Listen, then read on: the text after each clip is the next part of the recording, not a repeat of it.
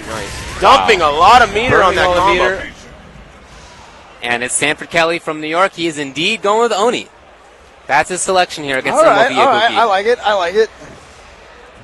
I think the character fits him pretty well. Yeah. Because, I mean, it's a very mix-up and a very improvisation character. Right. And I feel like that's where one of Sanford Kelly's strengths lies, right there. Oh, yeah. Is this improvisation and kind of on-the-spot decision-making. Yes. But there you go. There's that target combo in the air that a lot of people forget that Elena and Ibuki have. Crouching a little too early, getting caught by the second hit. Fortunately, though, MOV dropped his combo afterwards. So Sanford Kelly escapes with that with less damage.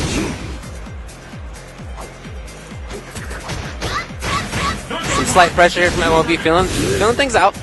Seeing how Sanford deals with Ibuki pressure. Really hasn't gone for anti-res. Wow, I like it. Crouching short, not much, but it's good to shut that down if you can. Oh, did it cross up? Yeah, I don't think I've ever seen that happen before. And you know what? I don't even know if MOV did that on purpose necessarily. Oh, a stun. Oops. Maybe another chance. Yeah, had to kind of improvise that combo after the whiffed neutral jump. Right. But still manages to pull it off. Good stuff. MOV takes round one. Sanford wow, that's a hard knockdown when it only hits once like that, though. It's really interesting. Yeah, Sanford, I know, is a player who takes it very hard when he loses the international players. He really wants to beat the international players. And I can imagine right now if he loses to MOV, who's not even necessarily one of the top Japanese SF4 players, he's going to be very frustrated. Things aren't looking good so far. But here we go. Here's an opportunity. Oh, stays from the front. Yeah! Oh! The read. And there it is right there, that improvisation, that on-the-spot decision-making that I was talking about. Sanford, one of the best at that, just saying, you know what, I'm going to go from the front this time. I'm just going to go immediate uppercut. Because he's going to do his own wake-up uppercut. And that's smart stuff. So Sanford Kelly basically stealing that last round.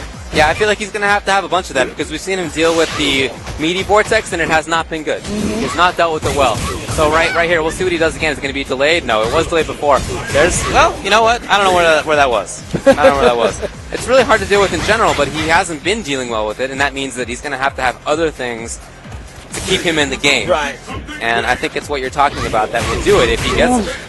Yeah, you got to watch. Oh, it's just a little too far. All right. Okay, he blocks it this time. Oh, but then just in between that block sequence there, and then in between those sequence, he tried touching a button, got caught. You can see that look on his face. You know what he's thinking. He does not want to lose to the international players. I mean, obviously he doesn't want to lose at all, but I think the sting is going to be there a little bit more if he loses to an international player. So I know at CEO, I think he lost to 2 international players, and he was very frustrated by that. Well, this is a lot better so right far, now. Yeah. But Ibuki, you know, sometimes that's all she needs is this one knockdown. Yeah, sure. Here comes the mix-up, keeps going, good blocks. But again, just catching him with those frame traps, getting him to twitch, and that's going to be a stun. Wow, you were right. You were right, James. Yeah, look at this. Oh, and then he goes for it. And sometimes that on-the-spot decision-making can come back and bite him, and there was a perfect example. And just like that, MOV makes the comeback. Yeah, Sanford's play can be really hot and really cold, too, because he's all about making those big reads, and sometimes he has the right reads. In fact, oftentimes he has the right reads. Yes. Sometimes he doesn't, and it's two sides of the same coin. Yep. That's why he succeeds, and it's why he fails sometimes as well. You know, it's really interesting because against the lower-level players, it'll work very, very well. Then when you start playing against the top-level players, your returns of investment start to diminish heavily, which is why Sanford has the ability to beat anybody, but he just is generally always hasn't been able to finish in the top 3 or top 2 of a lot of these tournaments. Well, in this tournament so far, he's sent to losers, and again, that was not winners finals, it was winners semifinals. And on the other side of the bracket, we'll see who comes out of that. I really couldn't tell you, to be honest. The name I know best is Lap Chi, but we'll see.